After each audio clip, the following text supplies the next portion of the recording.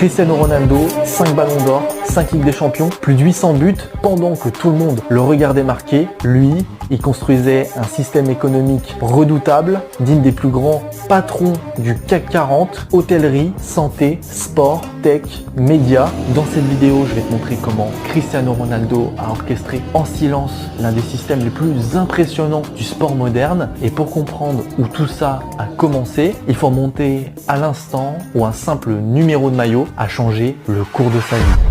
2003, Ronaldo a alors 18 ans, il quitte le Portugal pour la première fois, direction Manchester United, et à ce moment-là, le jeune prodige arrive avec son fameux numéro 28 qui va pas vraiment plaire à son entraîneur de l'époque, Sir Alex Ferguson, au point même où il va carrément lui offrir le mythique numéro 7, porté avant lui par des légendes comme David Beckham ou Eric Cantona. Ce jour-là, Cristiano Ronaldo ne devient plus seulement un joueur de foot, il devient une idée, un mythe, une marque en construction, il devient CR7.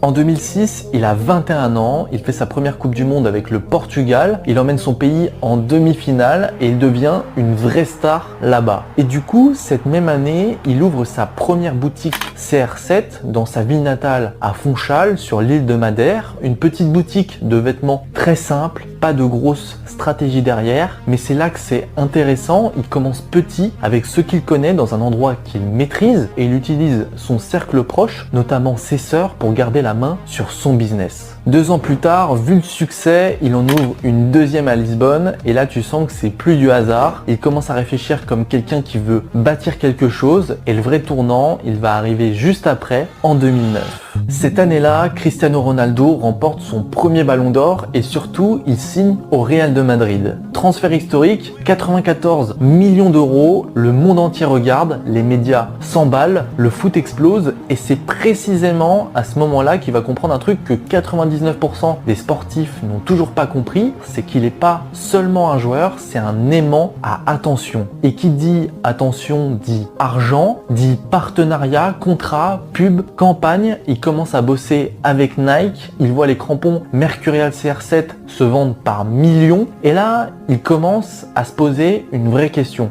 Pourquoi je me contenterais d'être le visage alors que je pourrais être le propriétaire? Il passe d'un raisonnement court terme, je suis payé pour faire une pub, à une logique long terme, je construis quelque chose autour de moi et ça continue de me payer même quand je dors. Du coup, dans cette même logique, en 2013, Ronaldo est au sommet. Il lance officiellement sa propre marque de vêtements CR7 Underwear, mais cette fois-ci, c'est carré. Il dépose le nom. Il s'associe avec un vrai fabricant JBS Textile, spécialiste dans les sous-vêtements. Lui